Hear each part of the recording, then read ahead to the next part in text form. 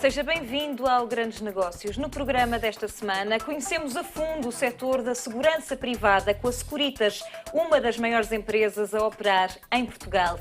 Veja para já o retrato da empresa.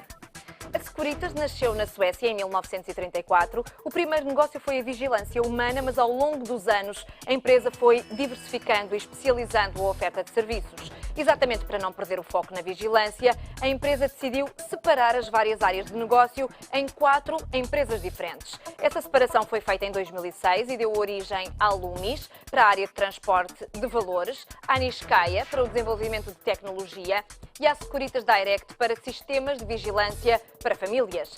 Todas estas empresas, independentemente, são agora cotadas na Bolsa de Estocolmo. A nível internacional, a estratégia passa por crescer sem parar, quer a nível orgânico, quer por aquisições.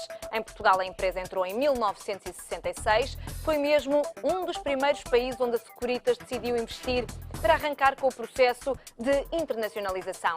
Em Portugal foi pioneira na segurança privada e é atualmente líder de mercado na vigilância humana. Segundo a Associação de Empresas de Segurança, há 91 empresas licenciadas para operar na área da segurança privada. A Securitas é uma das maiores a atuar no mercado português, emprega perto de 6 mil trabalhadores e tem clientes em praticamente todos os setores de atividade. Entre a listas de clientes estão o Aeroporto da Madeira, o Porto de Ponta Delgada e o Banco BCP. Durante a crise económica, o setor da segurança privada perdeu 15% do volume de vendas e a Securitas não ficou indiferente. Ainda assim, a faturação da empresa ronda os 100 milhões de euros por ano. E para nos falar da história e da estratégia da empresa, contamos com Jorge Couto, CEO da Securitas em Portugal. Jorge Couto, seja bem-vindo a este Grandes Negócios. Muito obrigada por estar aqui connosco. A Securitas foi criada na Suécia em 1934. Era preciso empresas de segurança nessa altura, muito mais num país nórdico que é tido como mais certinho? Acredito que sim, eu não vivi nessa altura, claro. Mas acredito que, sendo a Suécia um país socialmente desenvolvido e dos primeiros a adotar processos de outsourcing, depressa terão percebido que existem dentro da segurança que deve ser garantida aos cidadãos, que há uma parte que obrigatoriamente tem que ser assegurada pelas forças e pelos serviços de segurança públicas, mas há uma área da segurança pública dirigida a privados, inicialmente ela foi muito direcionada para a atividade privada, que pode ser assegurada por sistemas privados de segurança. Portanto, penso que será saído isso um mote para o crescimento da atividade da Securitas nessa altura.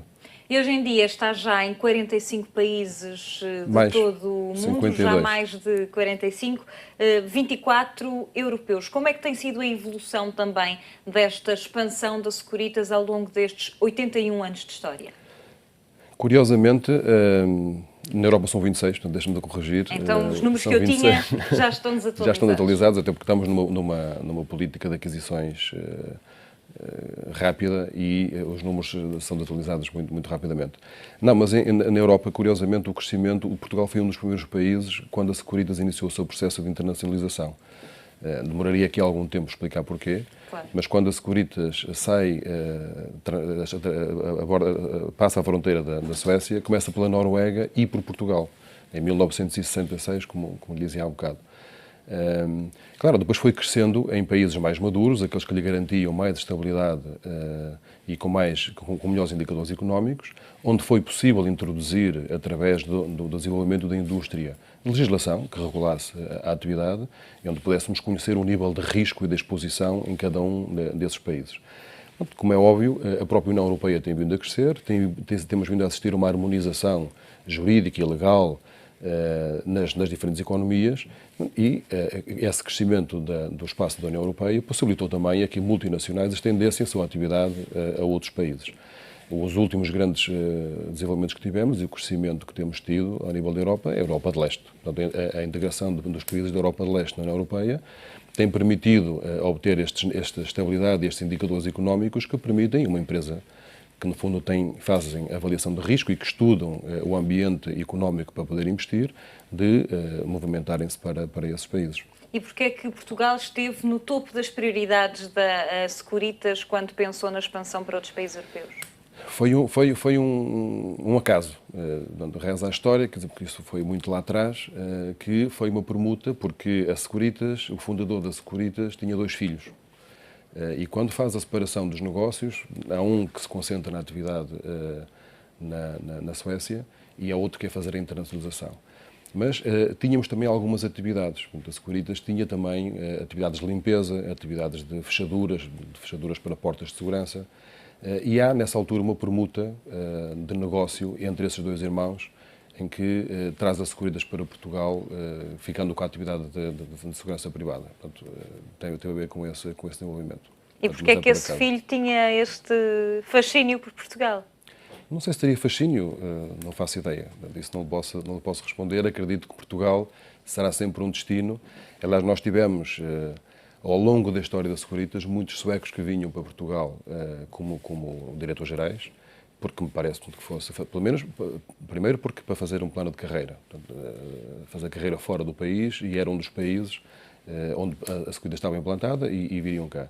E depois, porque depois de cá estarem também gosto muito, quer dizer, o país tem as condições que nós conhecemos e acredito que isso também tenha jogado a nosso favor. Em 2006, a empresa decidiu separar as áreas de negócio em 4 empresas independentes, até mesmo na cotação na Bolsa de Estocolmo. São 4 empresas completamente independentes, mudaram até de nomes para não terem o mesmo nome da Securitas. Porquê esta decisão de cisão das áreas de negócio? O negócio é dinâmico, portanto, as atividades são muito dinâmicas e as decisões de gestão são adaptadas tendo em conta esses fatores económicos. E claro que o management das empresas pensa sempre que toma a melhor decisão. Se nós hoje fizermos o balanço dessa decisão que o acionista tomou, algumas foram corretas e outras incorretas, mas isto só podemos avaliar hoje. Aquilo que aconteceu é que a Securitas foi experimentando crescimentos económicos significativos em economias que cresciam. Portanto, a União Europeia, e nós lembramos de Portugal, depois de entrarmos em 86, os níveis de crescimento económico que tivemos. Quando a economia cresce, a prioridade da gestão foi acelerar o crescimento, acelerar a rentabilização desses negócios e criou linhas de negócio. Portanto, no fundo, para não vendermos tudo, especializou equipas de trabalho para se focalizar em determinados setores de atividade. Para quê? Para não se desfocarem, focalizarem-se especificamente naquele segmento, naquela linha vertical do negócio e para fazê-lo crescer. E então entenderam separar a vigilância da tecnologia. Estamos a falar de tecnologia, 2 níveis de tecnologia: a tecnologia para grandes empresas e a tecnologia para o mercado residencial, soluções mais standard, pequenos sistemas de intrusão, e depois a outra atividade, o transporte de valores. Nós tivemos essas linhas, como linhas de negócio verticais dentro da mesma empresa, das mesmas sociedades, só que o desenvolvimento natural num ambiente favorável de crescimento económico levou o acionista, portanto, numa perspectiva de aportar valor ao acionista, tomar essa decisão de fazer a cisão e o spin-off das atividades. O transporte de valores deu origem à Loomis, a tal tecnologia corporativa deu origem à Niscaya, que hoje o nome é Stanley, que foi adquirida por um fundo de investimento americano, e a parte do mercado residencial, como eu falava, Securitas Direct. Portanto, ainda usa a marca através de um acordo que existe com a Casa-Mãe. O que é que aconteceu? Por isso é que eu digo que um aspecto positivo, a Loomis foi um aspecto positivo, porque é um negócio claramente que tem uma cadeia de valor diferente, quer dizer, tem uma abordagem ao mercado diferente, tem um tipo de cliente diferente, portanto faz sentido que esteja separada. O que é que não faz sentido? O que não faz sentido foi a tal tecnologia corporativa, porque a Securitas opera no mercado de B2B, business to business, e nós desenvolvemos soluções muito à medida. Nós temos uma organização orientada para o cliente. Nós estamos orientados para o cliente, pensamos nas necessidades do cliente e construímos as nossas soluções com base nesse princípio. Como a estratégia que nós temos que desenvolver é uma estratégia que vai no sentido de integrar soluções, integrar diferentes produtos e diferentes serviços, a tecnologia é fundamental. Portanto, qualquer desenvolvimento que queiramos fazer sem tecnologia não faz sentido, mas isso em qualquer setor de atividade, não só na segurança.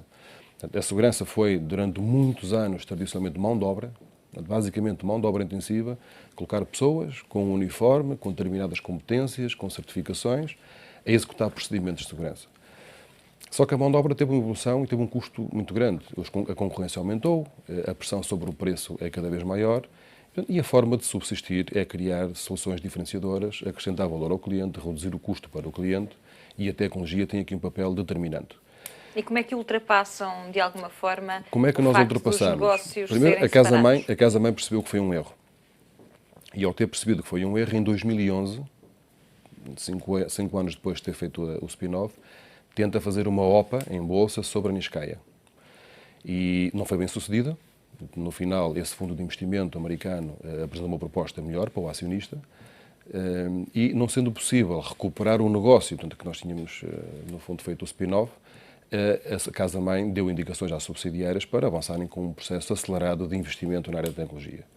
Portugal foi o país que mais rapidamente adotou esse investimento e essas indicações. E isto porquê? Porque Portugal já trabalhava há muitos anos soluções. Portanto, nós já vinhamos a trabalhar em parceria com a Niscaya, porque apesar de termos feito a cisão, tendo acionistas comuns, demos sempre prioridade para trabalhar com eles e, no fundo, nunca abandonámos a tecnologia. Quer dizer, mantivemos sempre ao nosso cliente soluções integradas e tínhamos uma necessidade latente de ter essa área. Em 2011 iniciamos um processo muito grande de investimento. Começámos por criar um centro de operações de soluções de segurança, aqui em Linda Abelha, na nossa sede, com tecnologia de ponta, ao nível de plataformas tecnológicas, de ligações de sistemas, com vista a dar corpo e visibilidade à estratégia que queríamos implementar face ao contexto económico em Portugal. Portanto, fazem mesmo desenvolvimento de tecnologia? Fazemos mesmo desenvolvimento. Começámos com o centro de operações, depois começámos a admitir e a criar uma estrutura muito grande a nível nacional para fazer assistência a equipamentos. Esta foi a segunda fase. A terceira fase foi admitir pessoas e reforçar o quadro de pessoal na área de tecnologia para irmos vender só tecnologia, por exemplo, não vender só soluções, tudo onde nós conjugamos as duas componentes, mas se houvesse oportunidades de trabalhar, oportunidades comerciais de vender unicamente tecnologia no cliente, temos também essa capacidade para fazer obra de todas as dimensões, porque, como lhe disse, ao trabalhar no business to business, nós temos grandes projetos, trabalhamos com grandes empresas, grandes instalações, área industrial, com perímetros muito grandes e temos de ter capacidade de resposta para esses desafios. E desde 2011, esta parte, hoje temos a estrutura criada, temos capacidade a nível nacional, a mesma capacidade na tecnologia que já tínhamos na vigilância humana. Portanto, nós temos filiais que cobrem todo o território nacional, ilhas também, Açores e Funchal, e temos hoje já em cada uma dessas filiais equipas de tecnologia que possam responder no mercado a todos os desafios e todos que não sejam colocados, todos os pedidos de proposta. E em relação a esta entrada em Portugal, já me disse que foi um dos primeiros países. Como é que tem sido a evolução deste negócio? Como é que a subsidiária portuguesa é vista também pela casa-mãe e ao pé das subsidiárias de todo o mundo? Olha, posso lhe dizer sem presunção nenhuma que a subsidiária portuguesa é muito bem vista. É curioso porque dizem-nos também internamente que somos um bom aluno, porque fomos muito rápidos a implementar o modelo da Suécia, que é um modelo de sucesso, e esse sucesso pode ser atestado porque estamos em todos os países no mundo inteiro. Entramos nos Estados Unidos, onde compramos as duas maiores empresas de segurança, e o modelo sueco vingou e hoje tem o sucesso que tem. Portugal foi um dos primeiros, mas tem mantido sempre uma visibilidade muito grande dentro do grupo, seja ao nível das boas práticas, seja ao nível da proatividade, seja ao nível de indicadores, e quando nós fazemos benchmarking entre os diferentes países, Portugal está sempre com uma referência dentro do grupo. Então, temos tido a capacidade de interpretar bem o modelo e que basicamente assenta muito em políticas de recursos humanos muito fortes. Portanto, nós temos uma cultura forte dentro da empresa. Nós fizemos um survey interno na organização e tivemos índices de satisfação muito altos. 72% dos nossos colaboradores disseram que estavam satisfeitos em trabalhar na nossa organização e que recomendariam a um amigo ou um familiar virem trabalhar connosco.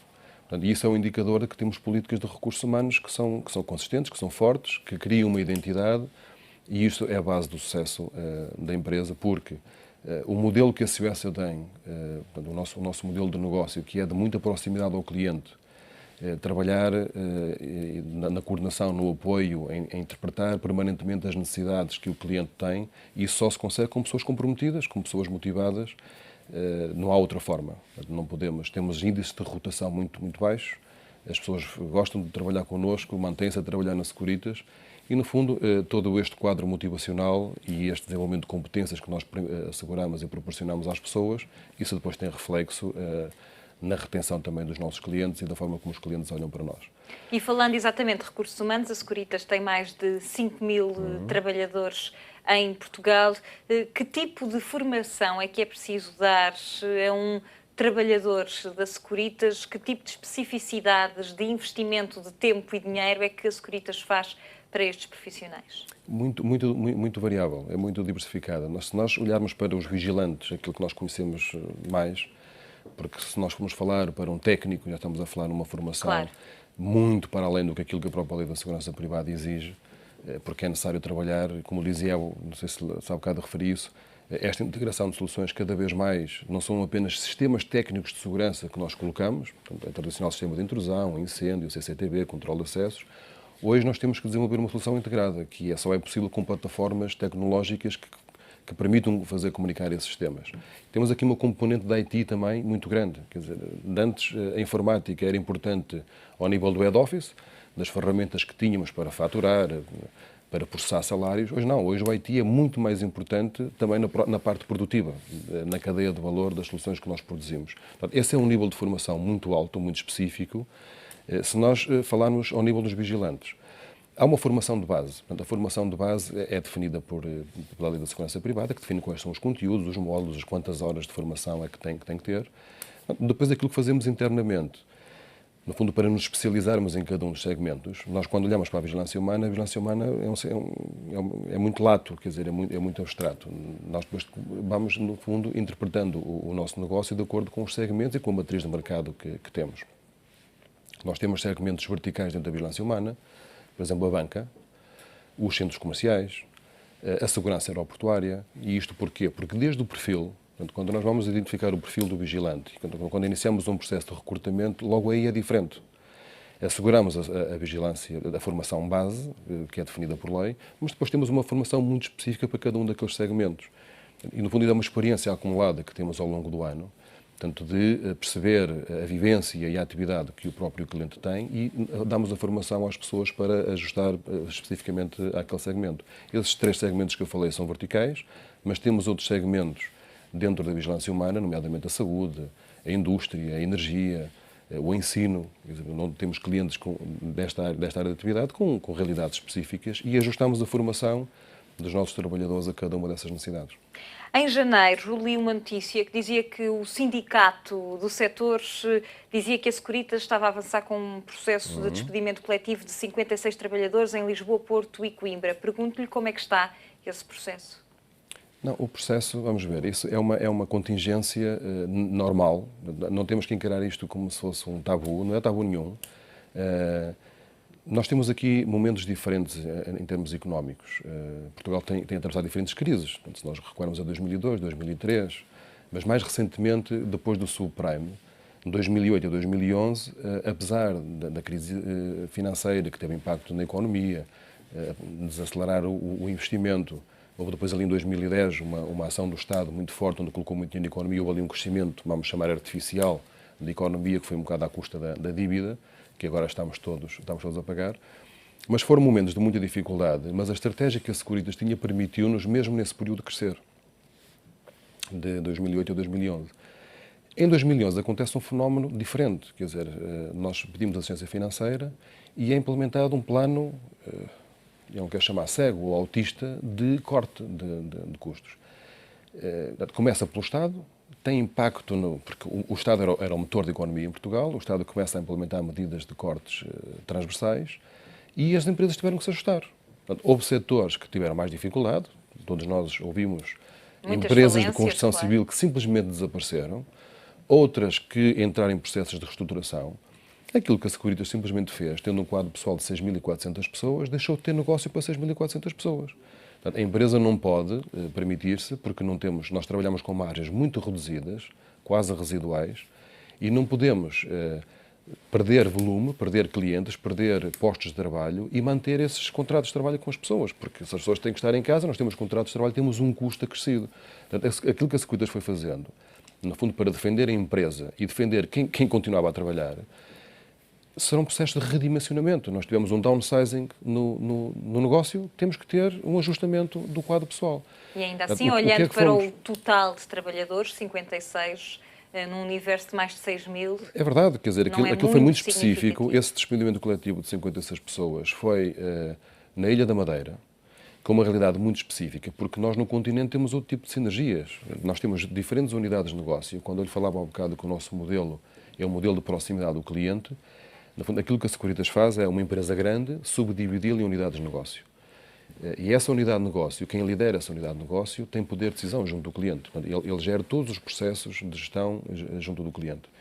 E como é óbvio, se nós estamos em Lisboa ou no Porto, temos diferentes unidades de negócio, se há uma unidade de negócio que perde um cliente e que tem que colocar, vamos supor, 10 vigilantes, fala com os colegas e nós conseguimos gerir.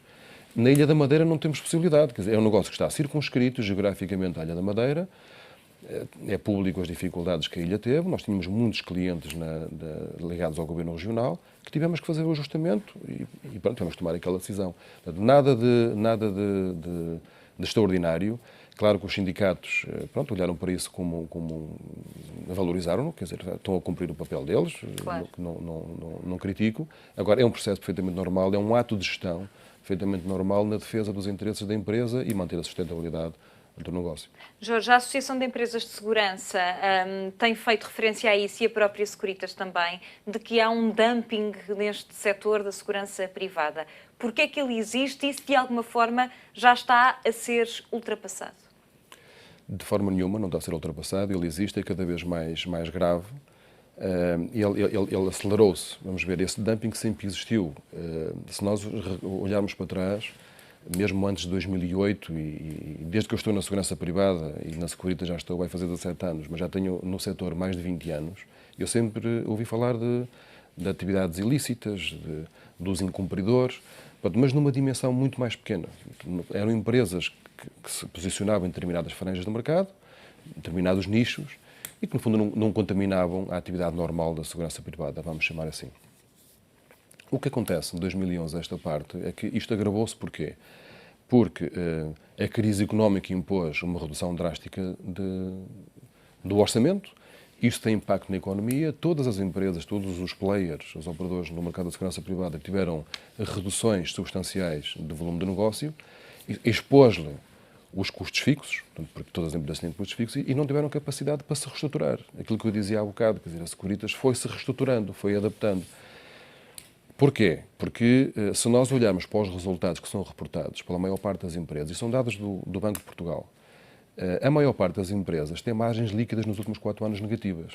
Portanto, se nós temos sociedades, empresas que já estão frágeis, porque não libertam liquidez suficiente, no momento em que precisam de reestruturar, em que é necessário investir, não tem. O setor financeiro também não está disponível, porque os bancos cortaram o crédito, e isso criou muita dificuldade. O que é que isso proporciona? As empresas têm que ir de uma forma desenfreada procurar novos clientes e começaram a baixar os preços ao ponto de vender, pode não acreditar, mas é verdade, 2 dígitos, e quando o segundo dígito às vezes chega ao 2, menos de 20% do custo direto.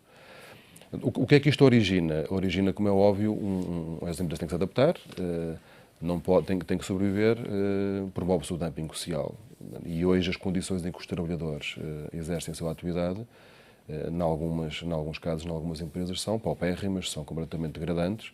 O sindicato tem colocado tem feito essa manifestação e os estándares do setor degradaram-se substancialmente. Jorge Couto, muito obrigada por esta entrevista neste Grandes Negócios. O prazer foi meu. Muito obrigado. E antes de terminarmos, veja os novos negócios que lhe damos a conhecer todos os dias aqui no ETV.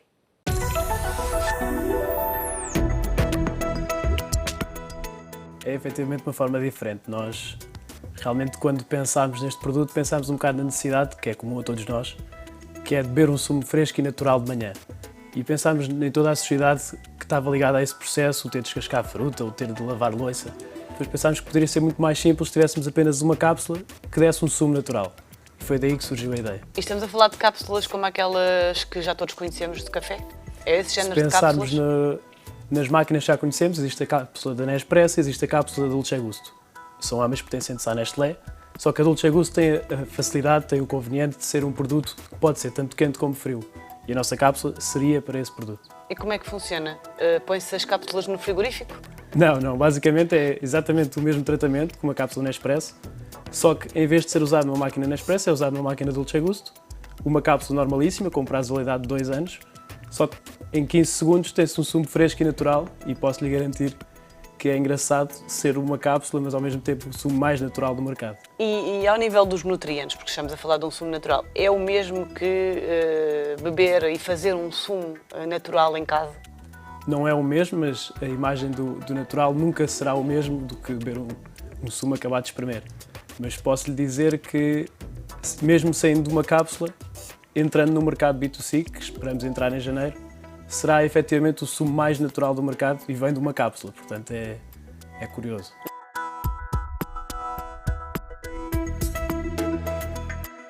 Em 2013, após alguma pesquisa de mercado bastante exaustiva, no fim de 2013 começámos a dar os primeiros passos com uma vertente. Sempre pensámos em começar por uma vertente de exportação, ou seja, começámos por entrar no mercado internacional e mais tarde um mercado nacional. Portanto, o vosso processo foi ao contrário do que costuma ser habitual nas empresas. Sim. Que acessórios de luxo é que vendem? Malas, que já estamos a ver aqui sim, algumas. Neste momento nós começamos, a marca começou por criar carteiras de senhora, apenas. E agora vamos lançar novos projetos com novas coleções, onde podemos já desvendar um bocadinho. Vamos começar com luvas e também com lenços. Como é que se distinguem das marcas concorrentes? Com esta massificação que existe, eu acho que a Memoir tem muito com que se diferenciar das outras marcas, porque nós usamos muito os metais nobres, como a prata e o ouro, e damos muito valor à arte, ou seja, gostamos de mostrar ao mundo aquilo que de bonito se faz no nosso país. Ou seja, a filigrana é uma arte que toda a gente conhece e é uma arte que é muito apreciada. Depois também o kit que nós apresentamos em todas as carteiras, que caso uma cliente tenha algum problema consegue limpar o metal, e acho que é um fator de diferenciação porque as pessoas gostam muito da preocupação que a marca tem com os clientes. Dão muita importância aos pormenores. Exatamente. E estamos a falar de acessórios exclusivos? São acessórios exclusivos. A Memoir é uma das marcas pioneiras no uso da crina natural de cavalo, que apresentamos nos pendentes, assim, aqui, e as pessoas gostam muito. A Jonas é uma marca 100% portuguesa que tem, na sua origem, a vontade de fazer iogurte como os nossos avós e os antepassados de há milhares de anos faziam, porque é um produto milenar. Pode parecer que o iogurte apareceu há relativamente pouco tempo, mas não é o caso. É um produto que tem milhares de anos de história e a Jonas quer fazer jus a esses anos de história e quer trazer para o mercado, como fez. Tem 1 ano e meio no mercado em Portugal, ainda só em Portugal. Pretendemos ir para fora, mas tem como objetivo fazer iogurte de forma tradicional, de forma genuína, respeitando esta história. Tivemos cerca de 1 ano e meio em desenvolvimento do produto. As nossas vidas profissionais não eram de produção alimentar. Eram de que áreas? Eu trabalhei em banca de investimento durante 10 anos, em Portugal e fora de Portugal.